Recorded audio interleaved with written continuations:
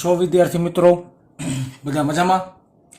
Last લેક્ચરની અંદર આપણે વાત કરી હતી દ્વિપરિમાણની અંદર અચળ પ્રવેગી ગતિના સમીકરણો અને તેને અનુલક્ષીને આપણી ટેક્સ્ટબુકના દાખલાઓ. આજે આપણે વિદ્યાર્થી મિત્રો શરૂ કરીએ છીએ આ ટેક્સ્ટબુકની અગત્યની થિયરી, જે જેડબલી નીટ જેવી કોમ્પિટિટિવ એક્ઝામ માટે ખૂબ જ અગત્યતા ધરાવતી હોય. હવે આપણે ટેક્સ્ટબુકની બે જ થિયરી બાકી છે. એક છે આ નિયમિત વર્તુળમય ગતિ અને આના પછી આપણે ભણશું પ્રક્ષિપ્ત ગતિ.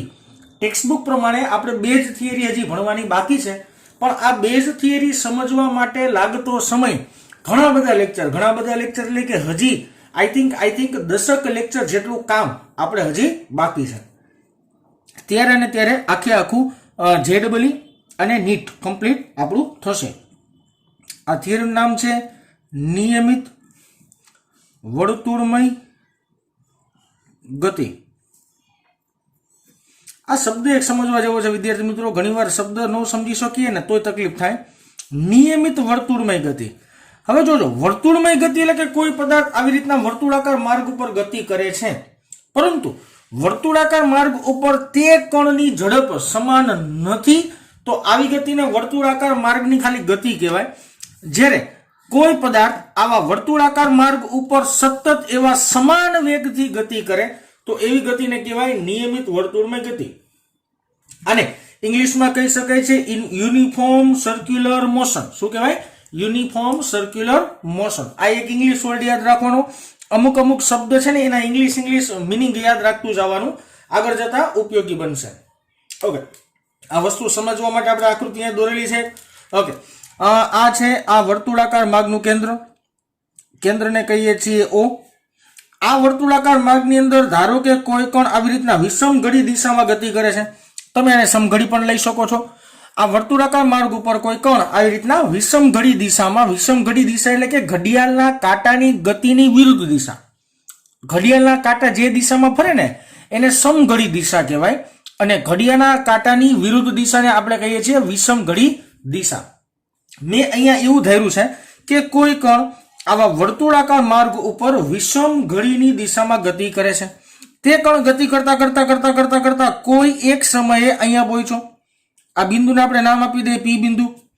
હવે તમને ખ્યાલ જ છે વિદ્યાર્થી મિત્રો કે કોઈ પણ બિંદુ એ તે કણની વેગ જોવો હોય અથવા ઝડપ જોવી હોય, હું એમ કહું આ વર્તુળાકાર માર્ગ ઉપર કોઈ વસ્તુ ગતિ કરે છે, એ વસ્તુ ગતિ કરતી P બિંદુએ પહોંચી, તો P બિંદુ પાસે તે કણનો કે તે પદાર્થનો વેગ શોધવો હોય તો કેમ શોધી શકાય?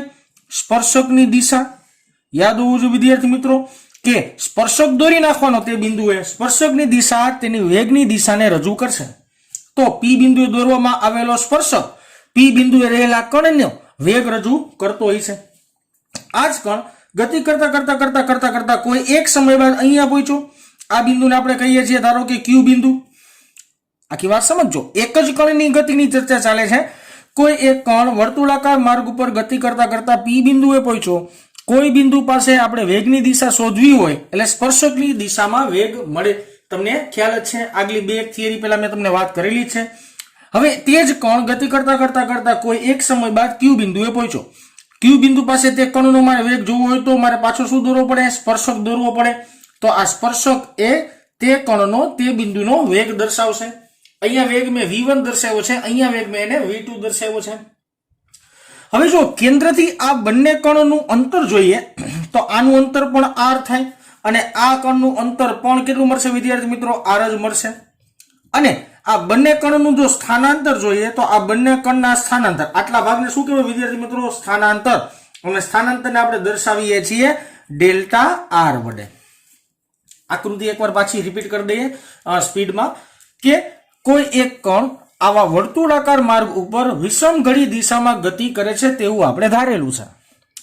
તે કણ ગતિ કરતા P બિંદુ પાસે પહોંચ્યો.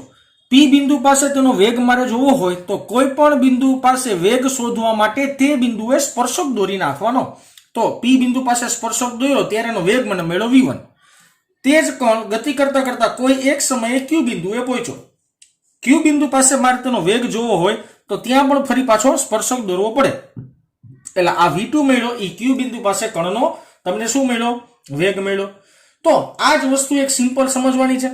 આ આખી થિયરીની અંદર આપણે શું યાદ રાખવાનું છે તમને ખાસ કહી દઉં વિદ્યાર્થી મિત્રો, આપણે આખી થિયરીની અંદર એક જ વસ્તુ સમજવાની છે કે જ્યારે કોઈ કણ નિયમિત વર્તુળમાં ગતિ કરે ત્યારે પ્રવેગનું મૂલ્ય કેટલું મળે અને પ્રવેગની દિશા કેટલી મળે.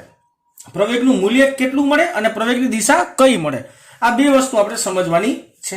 ઓકે, હવે આકૃતિને ધ્યાનપૂર્વક જોવામાં આવે તો સમજાવું તમને. આ જે V1 સદિશ છે અને આ V2 સદિશ છે, ધ્યાનપૂર્વક જોજો બેટા, હું પેન ઉપરથી તમને આ વસ્તુ સમજાવું છું કે ધારો કે આ મારી પાસે V1 સદિશ છે આવી રીતના, અને આ ધારો કે મારી પાસે V2 સદિશ છે. જોજો પેનને સમાંતર સદિશ એવું માનવાનું અત્યારમાં થોડીક વાર પૂરતું. આ V2 સદિશ છે, આ V1 સદિશ છે. આ બે સદિશની પૂંછડી ભેગી થાય એવી રીતના ધારો કે આ સદિશને ધારવામાં આવે તો, હજી એકવાર બોલું છું કે આ એક મારી પાસે V1 સદિશ છે જે આવી રીતના ક્યાંક છે, આવી રીતના, બરાબર, અને મારી પાસે કોઈ V2 સદિશ છે જે આવી રીતના છે. આ બે સદિશની પૂંછડી ભેગી થાય એટલે તો આવી રીતના એને ગોઠવી શકાય. તો ચાલો બે સદિશની પૂંછડી ભેગી થાય એવી રીતના એને ગોઠવવાનો પ્રયત્ન કરીએ. ચાલો અહીંયા દોરીએ. આ છે મારો V1 સદિશ, આ લખી નાખીએ. આ છે આપણો V1 સદિશ. જોજો બેટા, ઈ જ દિશાનો એવી જ રીતના દોર્યો છે. આ છે V2 સદિશ, ઈ જ દિશાનો ને એવી રીતના હું દોરું છું. આ છે આપણો V2 સદિશ. બે સદિશ મેં ખાલી શું કરી છે, પૂંછડી ભેગી થાય એવી રીતના ઇમેજિનેશન કર્યું છે. ઓકે, હવે કણ P બિંદુએથી Q બિંદુએ જાય છે. કણ P બિંદુએથી Q બિંદુએ જાય છે એનો મતલબ એવો થયો, પેલા વેગ V1 હતો, હવે વેગ શું મળ્યો તમને V2. પેલા વેગ V1 હતો, હવે તમને વેગ શું મળ્યું V2. જો આ જ દિશાને લંબાવવામાં આવે એટલે કે આ પરિણામી વેગની જે દિશા છે આને કહેવાય પરિણામી વેગ ડેલ્ટા V. ડેલ્ટા V બરાબર આપણે શું લખી શકીએ વિદ્યાર્થી મિત્રો, V2 માઇનસ V1. આ મળ્યું પરિણામી વેગ. તો પરિણામી વેગને જોડતી જો લીટી દોરવામાં આવે તો એ હંમેશા માટે ક્યાં ટચ થાય, તો કે વર્તુળાકાર માર્ગના કેન્દ્રએ ટચ થાય. કઈ જગ્યાએ ટચ થશે, વર્તુળાકાર માર્ગના કેન્દ્રએ. તો એક પ્રશ્નનો મને જવાબ મળી ગયો સિમ્પલ. એક પ્રશ્નનો મને શું જવાબ મળ્યો કે જ્યારે કોઈ કણ વર્તુળાકાર માર્ગમાં ગતિ કરતો હોય ત્યારે તેના વર્તુળાકાર માર્ગના જો વેગના સદિશોને દોરીને તેનું પરિણામી વેગ શોધવામાં આવે, વેગના સદિશોને દોરીને તેનું પરિણામી વેગ શોધવામાં આવે અથવા તો વેગમાં થતો ફેરફાર શોધવામાં આવે તો હંમેશા કઈ બાજુનો આવે, કેન્દ્ર તરફનો જ આવે. હજી એક વાત સમજાવું બેટા તમને, હું એમ કહું પ્રવેગ, પ્રવેગ બરાબર વેગમાં થતો ફેરફારના છેદમાં તે માટે લાગતો સમય. આ પ્રવેગનું આપણી પાસે ઇક્વેશન છે. પ્રવેગની દિશા કઈ, તો કે વેગના ફેરફારની દિશા, જે દિશામાં વેગનો ફેરફાર થાય ને એ દિશામાં તમને પ્રવેગ મળે. તો તમે જોઈ શકો છો અહીંયા વેગમાં થતા ફેરફારની દિશા તમને કઈ મળી, તો કે કેન્દ્ર બાજુની મળી. તો વર્તુળાકાર માર્ગની અંદર કોઈ પદાર્થ ગતિ કરતો હોય તો એના માટે પ્રવેગની દિશા કઈ મળશે વિદ્યાર્થી મિત્રો, વેગના ફેરફારની દિશા એટલે કે કેન્દ્ર તરફની દિશા હંમેશને માટે મળશે. આ જ લીટી, આવા જ શબ્દો અહીંયા લખી નાખીએ, બરાબર ને, સારા શબ્દોમાં. અહીં ઉપરની આકૃતિ પરથી જોવા મળે છે કે જ્યારે કોઈ કણ નિયમિત વર્તુળમય ગતિ કરે, નિયમિત વર્તુળમય ગતિ કરતો હોય ત્યારે તેનો પ્રવેગ વર્તુળાકાર માર્ગના કેન્દ્ર તરફની દિશાનો હોય છે. આવા પ્રવેગને કેન્દ્રગામી પ્રવેગ, જેને આપણે AC વડે દર્શાવશું વિદ્યાર્થી મિત્રો, સેન્ટ્રીપિટલ એક્સેલરેશન કહેવાય, સેન્ટ્રીપિટલ એક્સેલરેશન કહેવાય. પણ યાદ ન રહે તો AC વડે દર્શાવશું. અથવા આવા જ પ્રવેગને સારી ભાષામાં ત્રિજ્યાવર્તી પ્રવેગ પણ કહેવાય છે. ત્રિજ્યાવર્તી પ્રવેગ કહે છે. આ લીટીનું આપણે વારંવાર એકવાર અધ્યયન કરશું વિદ્યાર્થી મિત્રો. આ શબ્દ યાદ રાખો, કેન્દ્રગામી પ્રવેગ અથવા તો ત્રિજ્યાવર્તી પ્રવેગ. કોઈ પણ એક શબ્દ વાપરી શકાય, ચાલે. મેં શું કર્યું છે આખી રચનાની અંદર, કેવી રીતના મને પ્રવેગ મળ્યો, તમારે રિવિઝન ન કરવું પડે એટલા માટે હું જ 2 વાર બોલી જાઉં એટલે તમારે રિવિઝનની જરૂરત ન પડે. કોઈ એક કણ નિયમિત વર્તુળમય ગતિ કરે છે. નિયમિત વર્તુળમય ગતિનો મતલબ વિદ્યાર્થી મિત્રો ખાસ યાદ રાખજો કે આખે આખા માર્ગ ઉપર તે કણનો વેગ કોન્સ્ટન્ટ એટલે કે અચળ રહેવો જોઈએ. વિષમ ઘડી દિશામાં ગતિ કરતા કરતા કોઈ એક સમયે પી બિંદુએ પહોંચે છે. કોઈ બિંદુએ મારે વેગ શોધવો હોય તો તે બિંદુએ મારે સ્પર્શક દોરવો પડે. એટલે મેં પી બિંદુ પાસે સ્પર્શક દોર્યો એટલે પી બિંદુ પાસે મને કણનો વેગ મળ્યો, જે v1 મળ્યો, જે આ દિશાનો મળ્યો. તે જ કણ ગતિ કરતા કરતા કોઈ એક સમયે ક્યુ બિંદુએ પહોંચ્યો. ક્યુ બિંદુએ મારે તેનો વેગ શોધવો હોય તો પાછો મારે સ્પર્શક દોરવો પડે. તો મેં સ્પર્શક દોર્યો તો ક્યુ પાસે મને વેગ મળ્યો v2. રેડી? હવે આ જે બે વેગના સદિશ છે, આ જે બે વેગના સદિશ છે, એ બે વેગના સદિશની પૂંછડી ભેગી થાય એવી રીતના મેં ગોઠવી નાખ્યા. આ વેગનો સદિશ અને આ વેગનો સદિશ, આ બંને વેગના સદિશની પૂંછડી ભેગા થાય એવી રીતના મેં અહીંયા ગોઠવી નાખ્યા. હવે મેં આ બે સદિશના પરિણામી વેગ અથવા તો એવું પણ બોલી શકાય કે વેગનો ફેરફાર જોવામાં આવે તો વેગનો ફેરફાર, પેલા વેગ v1 હતો, ત્યારબાદ વેગ v2 થયો. તો વેગનો ફેરફાર જોવામાં આવે અને વેગના ફેરફારની દિશા જોવામાં આવે ને તો તે દિશા હંમેશને માટે વર્તુળાકાર માર્ગના કેન્દ્ર તરફની જ મળે. એટલે મને એક વસ્તુ સાબિત થઈ ગઈ કે જે દિશામાં વેગનો ફેરફાર થાય તે દિશા પ્રવેગની દિશા હોઈ શકે છે. તો વેગના ફેરફારની દિશા વર્તુળાકાર માર્ગના કેન્દ્ર તરફની હતી તો પ્રવેગની દિશા પણ કઈ થઈ વિદ્યાર્થી મિત્રો? વર્તુળાકાર માર્ગના કેન્દ્ર તરફની દિશા મળે. તો આવા પ્રવેગને સારી ભાષામાં કહેવામાં આવે છે કેન્દ્રગામી પ્રવેગ કહેવામાં આવે છે, અથવા તો તેને બીજી રીતના પણ કહી શકાય છે જેને ત્રિજ્યાવર્તી પ્રવેગ પણ કહેવામાં આવે છે. આ આખી વાતનો મતલબ જો એનો તમને સિમ્પલ એક શોર્ટમાં એક વાત સમજાવી તો સમજાવી શકાય મારાથી. ધારો કે આ એક આપણી પાસે વર્તુળાકાર માર્ગ છે એવું માની લ્યો.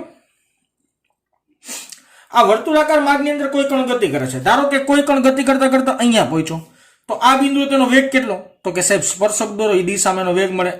આ સ્પર્શકની દિશામાં વેગ. આ બિંદુએનો વેગ કેટલો? તો કે સાહેબ સ્પર્શક દોરો એટલે મને વેગ મળી જાય. હાલો આ બિંદુએ સ્પર્શકની દિશામાં વેગ. આ બિંદુએ વેગ કેટલો? તો કે સાહેબ સ્પર્શક દોરો એટલે ખબર પડી જાય. હાલો આ દિશામાં એનો વેગ મળે. આ બિંદુએ વેગ કઈ દિશામાં? તો કે સ્પર્શક દોરો સાહેબ એ દિશામાં એનો શું મળતો હોય? તમને વેગ મળતો હોય. જો વર્તુળાકાર માર્ગમાં ગતિ કરતા કરતા કોઈ પણ બિંદુ પાસે વેગ ગોતવો હોય ને એટલે સ્પર્શક દોર નાખવાનો, સ્પર્શકની દિશામાં વેગ મળે. પણ જો નિયમિત વર્તુળમાં ગતિ હોય તો ભલે સ્પર્શકની દિશામાં વેગ આવે પણ તેનો પ્રવેગ તો હંમેશને માટે વિદ્યાર્થી મિત્રો કેન્દ્ર તરફની દિશામાં આવે, જેને આપણે કહેવામાં આવે છે કેન્દ્રગામી પ્રવેગ કહેવામાં આવે છે. વેગ ભલે સ્પર્શકની દિશામાં મળે પણ બધી જગ્યાએ પ્રવેગ તો હંમેશા કઈ બાજુ મળશે? તમને કેન્દ્ર તરફ જ મળશે. આ મને વાત થઈ ગઈ દિશાની. આ જે ચર્ચા થઈ વિદ્યાર્થી મિત્રો એ વાત થઈ દિશાની. મને અહીંયા પ્રવેગની દિશા મળી ગઈ છે, હજી પ્રવેગનું સૂત્ર એટલે કે કેન્દ્રગામી પ્રવેગનું મૂલ્ય મને મળ્યું નથી. સૂત્ર પણ બોલી શકાય, મૂલ્ય પણ બોલી શકાય. હવે જો તમને આપણે એના મૂલ્ય શોધવા તરફ જઈએ. અહીંયા જે OPQ એક ત્રિકોણ છે. અહીંયા એક ત્રિકોણ વિચારીએ, અહીંયા એક ત્રિકોણ વિચારીએ. આને કહી દે A, આને કહી દે ધારો કે C અને આને કહી દે ધારો કે B. બે ત્રિકોણ વિચારીએ. આ ત્રિકોણ છે O, આ છે QP. બે ત્રિકોણ બન્યા. આ બે ત્રિકોણ ધારો કે સમરૂપ ત્રિકોણ છે એવું માની લઈએ આપણે. તો અહીં લખીએ કે ત્રિકોણ OPQ અને ત્રિકોણ ABC બંને સમરૂપ ત્રિકોણો છે. હવે તમે 10મા ધોરણની અંદર થોડીક ભૂમિતિનો ઉપયોગ વિચારશો બેટા. 10મા ધોરણની અંદર ઘણી બધી બાબતો ભૂમિતિમાં ભણ્યા છો. એ આપણે વિચારવા જઈએ તો તમને ખબર છે કે સમરૂપ ત્રિકોણની એકરૂપ બાજુના ગુણોત્તર હંમેશા સમાન થાય. હજી એકવાર બોલું છું, નો સમજે તો, કે સમરૂપ ત્રિકોણની એકરૂપ બાજુના જો ગુણોત્તર લેવામાં આવે ને, ભાગાકાર કરવામાં આવે તો હંમેશા કેવા મળે? તમને સમાન મળે. સમરૂપ ત્રિકોણના એકરૂપ બાજુના ગુણોત્તર હંમેશા કેવા મળે? સમાન મળે. પણ એના માટે તમારે એક વસ્તુ વિચારવું પડશે વિદ્યાર્થી મિત્રો. શું વસ્તુ વિચારવું પડશે? જો અહીંયા ત્રિકોણ આમ છે, આ ત્રિકોણને ઉપાડીને અહીંયા બિહાડવાનો આવી રીતના. અહીંયા ત્રિકોણ આમ છે, આ ત્રિકોણને તમારે ફેરવીને આમ વિચારવાનો છે. એનો મતલબ એવો થયો એ બિંદુ અને O બિંદુ એકબીજા ઉપર સંપાત થાય છે એવું તમારે ધારવાનું. શું ધારવાનું? એ બિંદુ અને O બિંદુ. આ એ બિંદુને તમે ઉપાડીને ત્રિકોણ નામ ફેરવીને અહીંયા બેસાડો છો. એક કામ કરો, બાજુમાં નાનકડી એવી આકૃતિ તમને દોર દઉં છું. અહીંયા આ ત્રિકોણની આકૃતિ તમને અહીંયા દોર દઉં છું. આ છે એ બિંદુ, બરાબર ને? હવે જો આ થશે તમારું બી બિંદુ, અહીં લખતો જાઓ. આ બી બિંદુ, આ એ બિંદુ અને આ થશે તમારું સી બિંદુ. એટલે તમે નિરાતે મૂલ્ય જોજો. એ અને બી વચ્ચેનું મૂલ્ય કેટલું છે વિદ્યાર્થી મિત્રો? V1. બરાબર ને? આગળ વિચારો તો તમે તો કે એ અને સી વચ્ચેનું મૂલ્ય કેટલું છે? તો કે V2 અને આ મૂલ્ય કેટલું છે? ડેલ્ટા V જેટલું.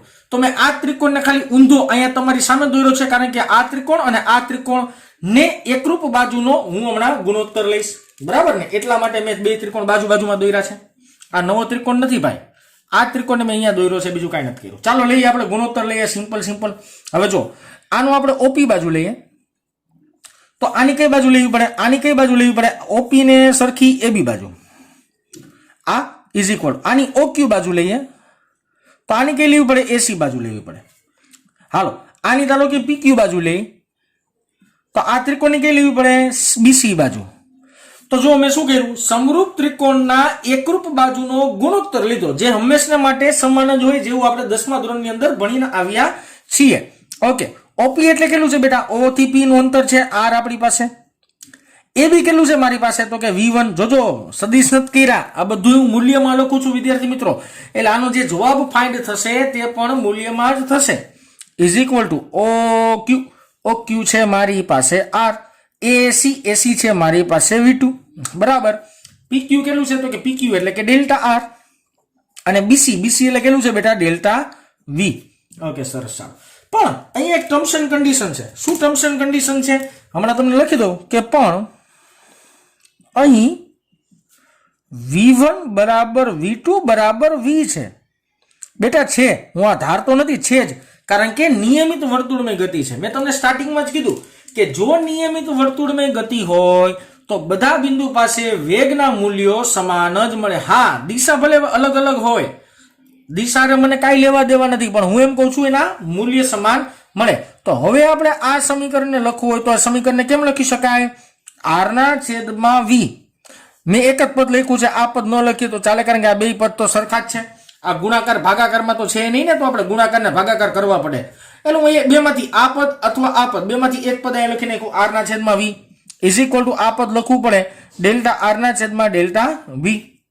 ઓકે, આ જ સમીકરણમાં ડેલ્ટા V ને આપણે સૂત્રનો કરતા બનાવીએ બેટા. ડેલ્ટા V ને સૂત્રનો કરતા બનાવીએ એટલે ડેલ્ટા V બરાબર V ના છેદમાં R ઇન્ટુ ડેલ્ટા R મળે. ડેલ્ટા V ને મેં ખાલી સૂત્રનો કરતા બનાવ્યો છે વિદ્યાર્થી મિત્રો, બીજું મેં કાંઈ કર્યું નથી. આને આપણે કહીએ છીએ સરળતા ખાતર સમીકરણ નંબર 1. ઓકે, હવે મારી પાસે પ્રવેગ એટલે શું થાય મને ખબર જ છે. હવે આપણે કેન્દ્રગામી પ્રવેગ શોધવો છે. હવે કેન્દ્રગામી પ્રવેગ એટલે કે એસી વડે દર્શાવાય. કેન્દ્રગામી પ્રવેગ એટલે શું વિદ્યાર્થી મિત્રો? વેગમાં થતો ફેરફારના છેદમાં સમયગાળો. આ સમીકરણ તમને ખ્યાલ જ હોય, જો કે મેં અહીંયા જ લખ્યું છે, વેગમાં થતો ફેરફારના છેદમાં સમયગાળો. ચાલો કિંમત મૂકીએ. એસી ડેલ્ટા V ની કિંમત છે ને, ડેલ્ટા V ની કિંમત આપણે ઉપાડીને અહીંયા મૂકી દઈ. આ ડેલ્ટા V ની કિંમત ઉપાડીને અહીંયા મૂકી દઈ. ચાલો મુકાવોજી મને. V ના છેદમાં R, ડેલ્ટા R ના છેદમાં ડેલ્ટા T.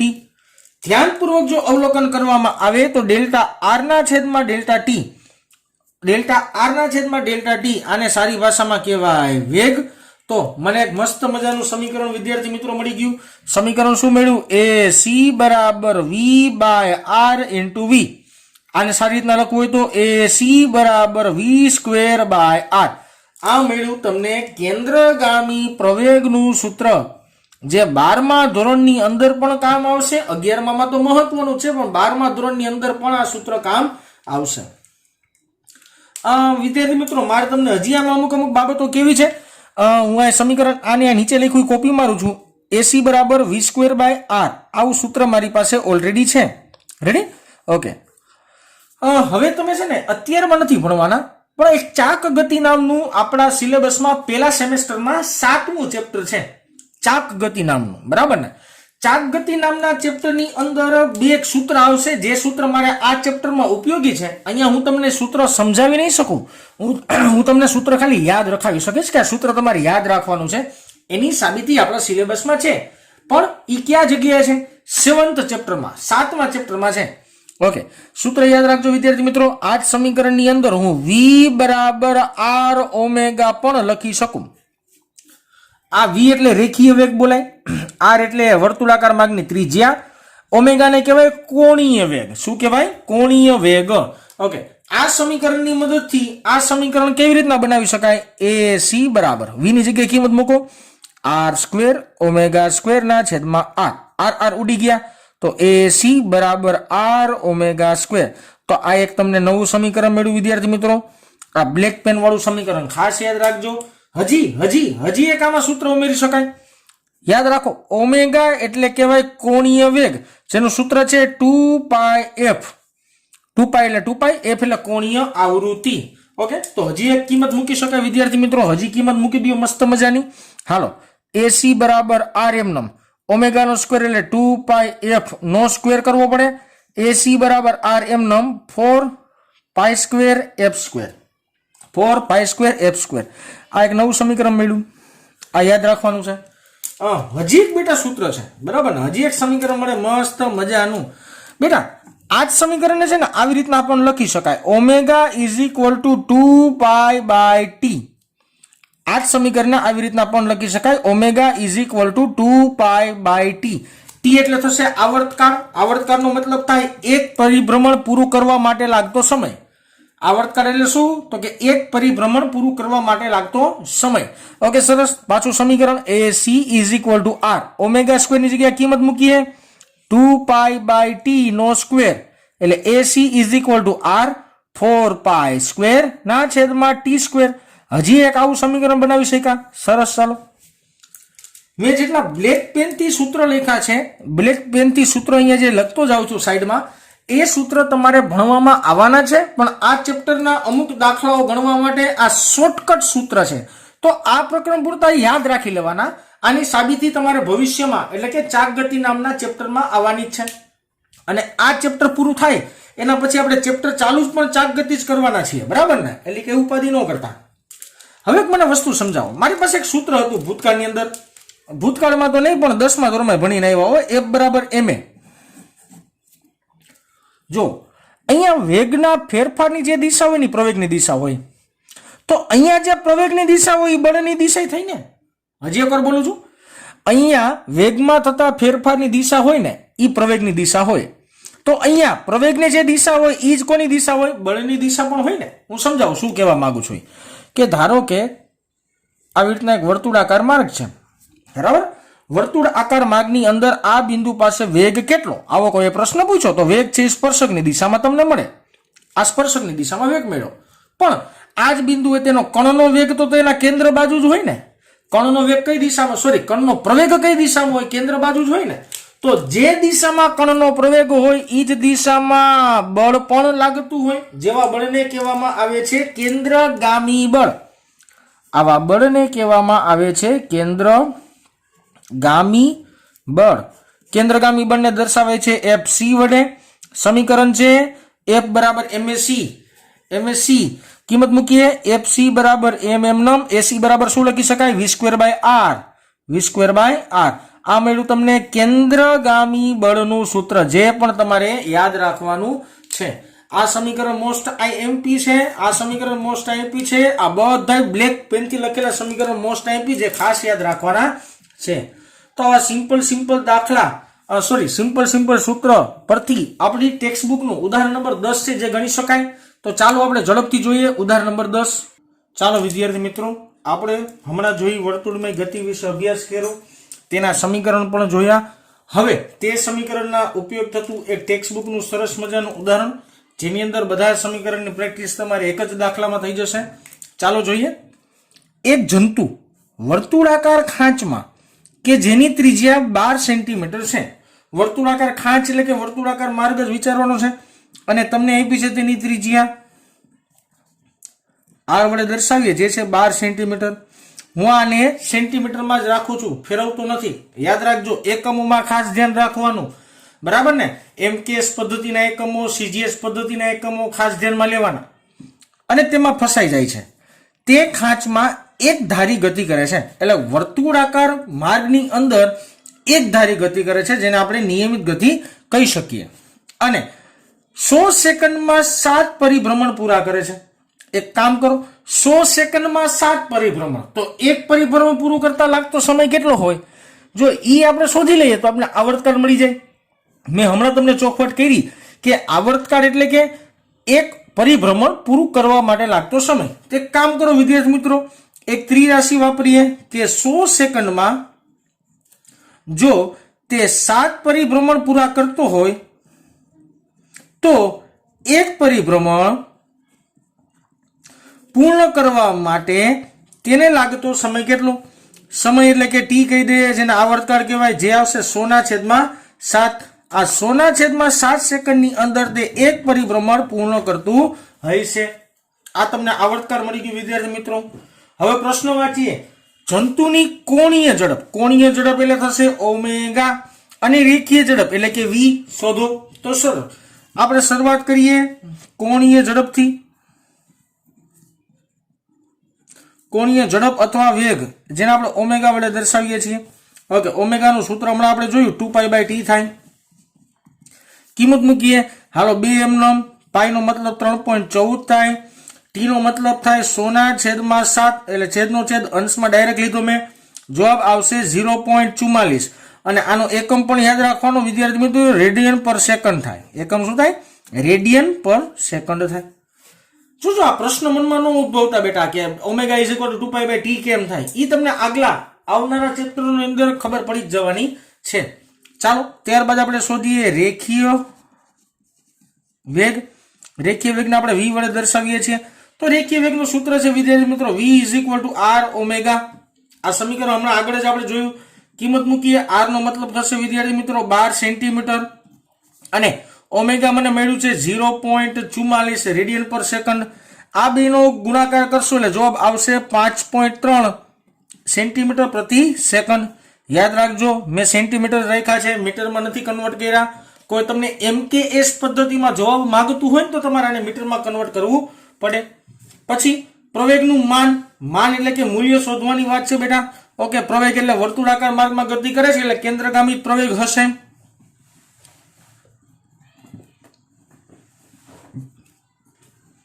ચાલો કેન્દ્રગામી પ્રવેગ AC. સૂત્ર છે મારી પાસે AC બરાબર v²/r. જો કે હમણાં ઘણા બધા સૂત્ર બનાવ્યા, એ ગમે એ સૂત્ર વાપરશો તમને જવાબ મળશે, કારણ કે તમારી પાસે ઓમેગા પણ છે અને તમારી પાસે v પણ છે. હાલો મૂકીએ કિંમત. v² છે એટલે 5.3 નો વર્ગ છેદમાં r એટલે 12 સેન્ટીમીટર. આનો ભાગાકાર કરશો એટલે જવાબ આવશે 2.3 સેન્ટીમીટર પ્રતિ સેકન્ડ સ્ક્વેર. આ મેળો તમને કેન્દ્રગામી પ્રવેગનું મૂલ્ય. હજી એક પ્રશ્ન છે, શું પ્રવેગનો સદિશ અચળ સદિશ રહેશે? એનો મતલબ એવો થયો વર્તુળાકાર માર્ગમાં તમે ગતિ કરો ત્યારે શું પ્રવેગનો જે સદિશ છે એ અચળ મળશે ખરો? જોઈએ, વિચારીએ. આ છે વર્તુળાકાર માર્ગ. કોઈ કણ ગતિ કરતા કરતા અહીંયા પહોંચ્યો. જોજો આને આવી રીતના આપણે એક કામ કરો, યામાક્ષ પદ્ધતિમાં વિચારીએ. ઓકે, જોજો આને કહેવાય +x, આને કહેવાય વિદ્યાર્થી મિત્રો +y, આને કહેવાય -x અને આને કહેવાય -y. રેડી? આ તો બધાને ખબર છે યામાક્ષ પદ્ધતિ કેવી રીતના આપણે દોરતા અથવા લેતા હોઈએ છીએ, બરાબર ને? ઓકે, હવે જો કોઈ કણ અહીંયા પહોંચ્યો તો તેનો કેન્દ્ર તરફનો પ્રવેગ આમ હોય. અહીંયા કણ પહોંચે તો કેન્દ્ર તરફનો પ્રવેગ આમ હોય, આમ એટલે કે -x બાજુ હોય. કોઈ કણ અહીંયા પહોંચ્યો તેનો કેન્દ્ર બાજુનો પ્રવેગ આમ હોય, આમ એટલે કેમ? તો કે -y બાજુ. કોઈ કણ અહીંયા પહોંચ્યો તેનો કેન્દ્ર બાજુનો પ્રવેગ આમ હોય, આમ એટલે કે +x બાજુ. કોઈ કણ અહીંયા પહોંચ્યો તેનો કેન્દ્ર બાજુનો પ્રવેગ આમ હોય, આમ એટલે કે +y બાજુ. એનો મતલબ એવો થયો કે બધી જગ્યાએ જો પ્રવેગનું મૂલ્ય જોવામાં આવે તો 2.3 સેન્ટીમીટર પ્રતિ સેકન્ડ સ્ક્વેર જ આવે. પ્રવેગની જો દિશા જોવામાં આવે ને તો જગ્યા બદલશે ને પ્રવેગની દિશા બદલશે. યામાક્ષ પદ્ધતિમાં જોઈએ તો અહીંયા પહોંચે તો પ્રવેગની દિશા મળે -x, અહીંયા પહોંચે તો પ્રવેગની દિશા મળે +y. એવી રીતના જેમ જેમ જગ્યા બદલશે તેમ પ્રવેગની દિશા હોય ભલે કેન્દ્ર બાજુ જ, પણ દિશા યામાક્ષ પદ્ધતિ ઉપરથી જોશો તો બદલાતી મળશે. તો અહીંયા જવાબ લખવો પડે. શું પ્રવેગનો સદિશ અચળ સદિશ છે? જવાબ આવે ના. આવી રીતના સમજાવી શકાય. તો ચાલો વિદ્યાર્થી મિત્રો આજે અહીં સુધી રાખીએ. નેક્સ્ટ લેક્ચરની અંદર આપણે આની આગળના દાખલાઓ જે વર્તુળમય ગતિ પર આધારિત છે અને બહારના થોડાક સમીકરણોની ચર્ચા કરવાના છીએ. ઓકે, તો આજે અહીં સુધી રાખીએ.